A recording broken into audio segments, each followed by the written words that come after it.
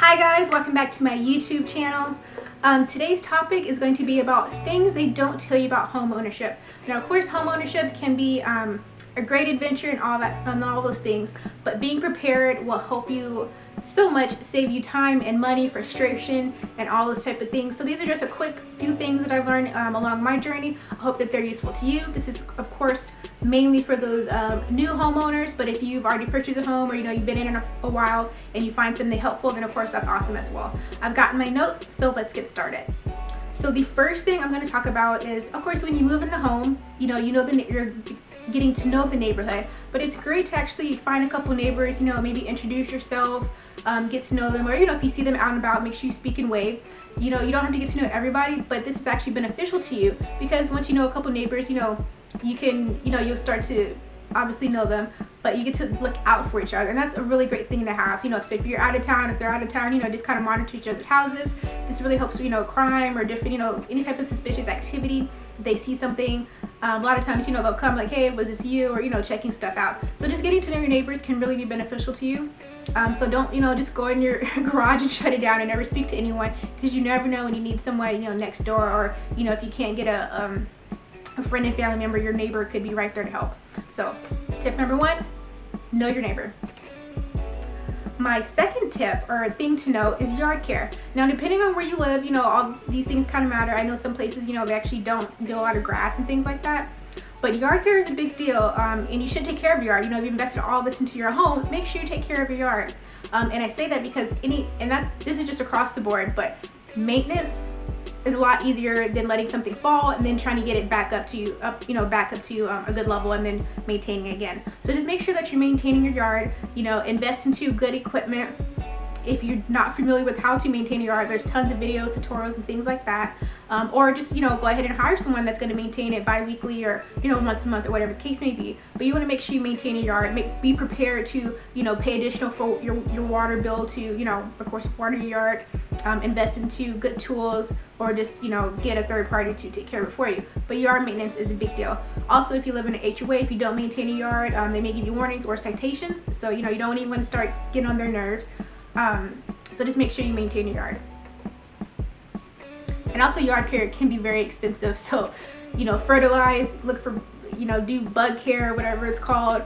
So just you don't want to start having to spend tons of money or replotting or getting grass and all that kind of stuff, because it gets really expensive really fast, trust me.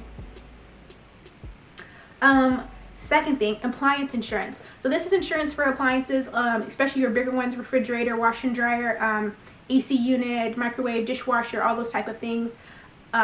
It's just really good to have that type of insurance, and if you can get it negotiated in the closing, that's also great too. That was actually negotiated in my closing, so that's just something really good to have, because if one of those items go out, or if you have to replace them, that could be kind of a crappy day, because of course it is going to be very expensive. But with those type of insurance, you pay them pretty much a set fee. They come out and fix it.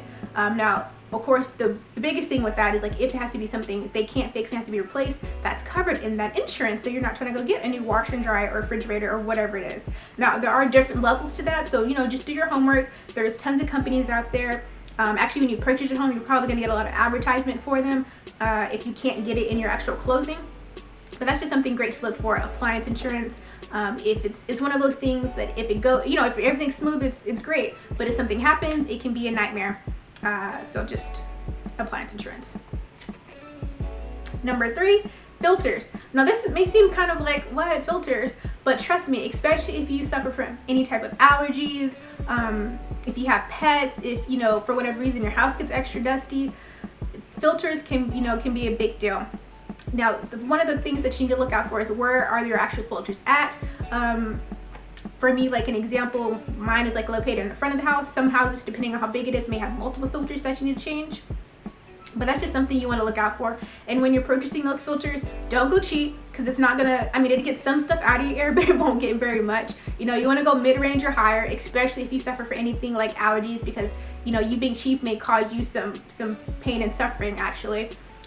So just filters, make sure you locate them, make sure you're making note of when you change them, because that's something you want to change monthly, and make sure you're getting a good grade of them, because that that can help with things like your allergies, keeping your house actually clean. The more people you have and the more pets you have, you want to keep all that stuff as clean as you can. So if you purchase a home and it already has a security system, then of course learn about that security system. But if you're buying one, there's all types of security systems out there. But make sure you purchase a good one. Sometimes there's different type of referral fees, so maybe talk to your friends or family members, see if anyone has a good protection or good home security. Get their input, and a lot of times you guys can kind of benefit if they refer you to that system. Also, if you, depending on who has your homeowner's insurance, home insurance, your insurance company may give you a discount if you have a security company. So that can be very beneficial. So make sure you contact your insurance company, see if they offer any type of discount like that, and then get your certificate from your whoever your security system company is, and send it over to your insurance company and save yourself a couple bucks. So that was that tip on security. My next thing is HOA. Now, in the upcoming years, previously HOA is becoming very, very popular. They offer like a lot of community things, which is super awesome, but you do pay for it. So when you're purchasing a home, whether that subdivision is brand new, whether that home is brand new or whatever, make sure your realtor should already be, aware of this. But just in case, whatever the case may be, make sure you know about HOA. If that subdivision has a HOA, know how much it is, know when it's paid. Sometimes, they're yearly, sometimes they're quarterly, monthly, whatever the case may be, but you want to make sure you're prepared for that, because some HOAs, depending on where you live, can be very pricey, and you need to factor that into your monthly bills, allowance, quarterly, or whatever the case is. But also know those type of restrictions and guidelines with the HOA, because some are very, very restrictive as far as pets, where you can park your car, grass, and all those type of things. And a lot of times, may just do a surveillance of the neighborhood. You kind of see, like, is this HOA very, very particular or not? If you see cars everywhere or grass, maybe not always tip top, then that HOA is more than likely a little more on the lenient side. But just know that you have or know all the characteristics and the requirements or whatever of the HOA if your subdivision has it, and that could really save you a little bit of heartache, possibly money, frustration. Also know if example, ours has a pool, but you have to pay an additional fee for that pool pass. Know small things like that, so you're not kind of caught off guard, because things can be a little annoying. So HOA. My next thing is deposits. So this is mainly for, like, if you're really depending on your credit history and you're purchasing your first home, maybe it's not super strong and you have to actually put down deposits for certain things. You just want to be aware of that. So you're already purchasing your home, moving, maybe getting furniture, all that kind of stuff, so you're kind of maxing your budget possibly. So you want to know if you need to do deposits for anything like water, insurance, whatever the case is. A lot of those places are going to do some type of soft credit check, so that means it's actually not going to negatively affect your credit, but they're also possibly going to ask you for a deposit. And a lot of times, as long as you're within good standings the following year, they'll usually credit to your account or something like that. But you want to make sure that you're aware if you're going to need to do any type of deposit, so you can kind of get all that stuff factored in, because you've done a great job, you've got your home, you moved in, and now you got to start spending out money for these deposits and other stuff. So the more prepared you are, the better the journey, the easier the journey. It's always going to be a bit of a challenge, but just make sure you got all your ducks in a row and dot your I's and cross your T's. So those